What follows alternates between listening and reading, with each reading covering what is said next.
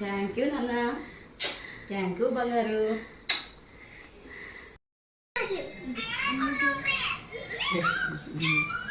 Happy parents day.